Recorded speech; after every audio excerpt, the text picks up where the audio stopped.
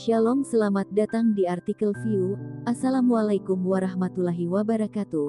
Hai sahabat Ariel Wibowo, apa kabar kalian semuanya? Semoga kalian baik-baik saja. Untuk teman pekerja yang jauh perantau dalam negeri atau di luar negeri, yang jauh dari keluarganya seperti admin, semoga kalian semuanya dilindungi dan diselamatkan dalam pekerjaan masing-masing. Dan untuk sahabatku yang bersama keluarganya, semoga kalian sehat selalu dalam lindungannya. Amin.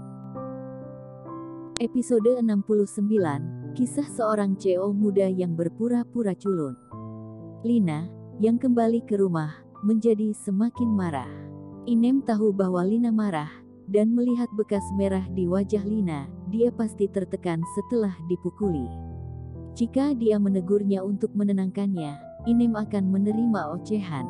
Setelah William kembali ke rumah setelah bermain kartu, Lina agak lain, anehnya ada orang asing di villa. Saat dia melihat kemerahan dan bengkak di wajah Lina, dia salah mengira dia kira Luna dipukul oleh Inem, dan berkata dengan marah, "Siapa kamu dan mengapa kamu ada di rumahku?" "Aku adalah pelayan, aku dibawa Ariel ke rumah ini," kata Inem, pembantu. Tidak ada yang salah dengan meminta pelayan untuk rumah sebesar itu, tetapi dia berani memukul tuannya. "Lina, bagaimana kabarmu? Apakah dia memukulmu?" William bertanya dengan prihatin. "Bagaimana kalau dia yang memukulku? Apa kamu berani membantuku membalas dendam?" Lina masih marah, dan pikirannya dipenuhi dengan penampilan Rosa yang berpangkat tinggi. Berbicara tidak melalui pikiran. Ketika William mendengar ini, faktanya tidak terbantahkan, dan dia berjalan ke Inem dan menamparnya. "Kamu hanya seorang pelayan, mengapa kamu berani memukul tuanmu? Jadi segera pergi di hadapanku." William memarahi. Inem, yang menderita karena bencana yang tidak masuk akal, mencengkeram pipinya yang sakit dan berkata, "Saya tidak memukul nyonya."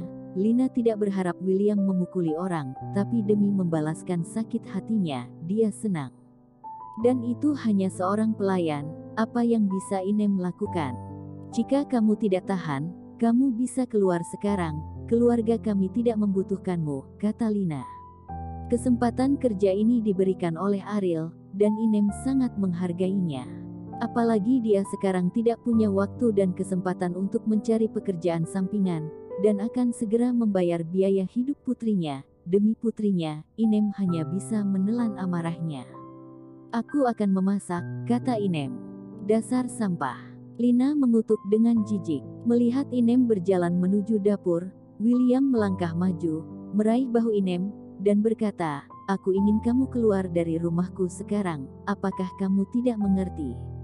Mata sedih Inem berkaca-kaca dan berkata, "Aku tidak pernah memukul orang, bukan aku yang pukul dia, aku hanya ingin pekerjaan untuk mencari nafkah." "Tidak, apakah luka di wajah istriku jatuh dari langit?" William berkata dengan dingin. Lina duduk di sofa, memiringkan kakinya seolah itu tidak ada hubungannya dengan dia. William jarang marah, dan dia tidak ingin menjelaskan terlalu banyak, dan Inem hanyalah orang yang dibawa oleh Ariel. Dia tidak akan diterima di sini pada awalnya. Jika William mengusirnya, itu akan menjadi hal yang baik. Inem menggelengkan kepalanya, tidak tahu bagaimana menjelaskannya. William mendorong Inem dan berkata dengan tidak sabar, "Cepat pergi berekan barang-barangmu dan jangan biarkan aku melihatmu." Inem jatuh ke tanah. Dia diam-diam menyeka air matanya. Dia tahu bahwa Ariel pasti akan membiarkannya tinggal ketika dia kembali, tetapi ini akan membuat Ariel sangat sulit untuk melakukannya. Meskipun pekerjaan itu penting, Ariel menyelamatkannya dan dia juga tidak mau membuat Ariel malu. "Maaf," kata Inem, berdiri, dan kembali ke kamar untuk mengemasi barang-barangnya. Pada saat ini, Ariel, yang pulang menjemput Kauri di tempat kerjanya, kembali ke rumah. Dalam perjalanan pulang, Ariel memberitahu Kauri tentang urusan Inem. Kauri tidak memiliki pendapat tentang itu. Ariel telah memasak makanan untuk keluarga mereka selama 3 tahun, itu sudah cukup. Itu juga cukup untuk meminta seorang pelayan, itu sudah seharusnya. "Di mana Inem?" Kauri berjalan ke ruang tamu dan hanya melihat Lina dan William, bertanya dengan curiga. William memandang Ariel dengan dingin. Ariel, orang yang kamu bawa ke rumah benar-benar luar biasa, bahkan berani melawan ibumu.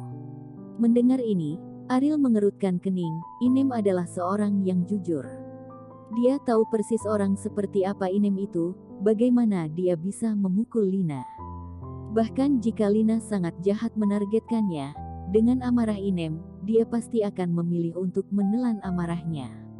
Inem tidak akan memukul orang, kata Ariel dengan tegas.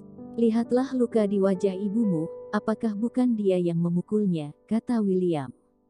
Kauri melihat luka di wajah Lina dengan jelas, dan itu memang bengkak dengan bekas merah, tetapi dalam perjalanan kembali, dalam pikirannya Inem tidak akan melakukannya, seharusnya tidak melakukan hal semacam ini. Bu, ada apa? Kenapa dia memukulmu? Kata Kauri. Masalah ini telah mencapai titik ini, Lina hanya bisa menyalahkan, dan berkata, akulah yang dipukuli. Jangan tanya dia, tapi tanyakan bagaimana kabarku. Ariel bergegas pergi ke ruangan.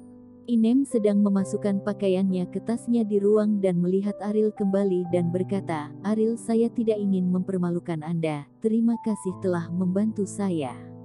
Bibi, ini kenapa terjadi? Apakah Anda lupa bahwa dengan masalah yang terjadi di luar? Masalah yang tidak Anda lakukan, jika Anda tidak membela diri sendiri, siapa yang dapat membantu Anda?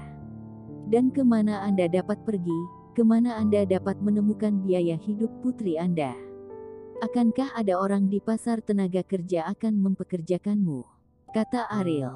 Dia juga memiliki luka di wajahnya, dan kemerahan dan bahkan lebih buruk, ini pasti bukan wanita yang melakukannya, pasti ayah mertuanya alias William. Biaya hidup putri Inem penting. Apa yang paling dia takuti adalah ketika putrinya menelepon, dia tidak mendapatkan 1 rupiah pun. Saya tidak tahu apa yang terjadi. Dia mengalami luka di wajahnya ketika dia kembali ke rumah, kata Inem. Ayo kita ke ruang tamu denganku, kata Ariel. Inem mengikuti Ariel ke ruang tamu. Bibi Inem mengatakan bahwa ketika kamu kembali, ada luka di wajahmu. Kamu dipukuli di luar dan pulang ke rumah, melampiaskan ke orang yang tidak bersalah. Lina, jangan tantang batas kesabaranku. Ekspresi Ariel sangat suram, Inem dibawa olehnya. Sebagai majikan, ia juga memiliki tanggung jawab dan kewajiban untuk memastikan keselamatan dan kemurnian pribadi Inem. Ariel, kamu berani memanggil namaku.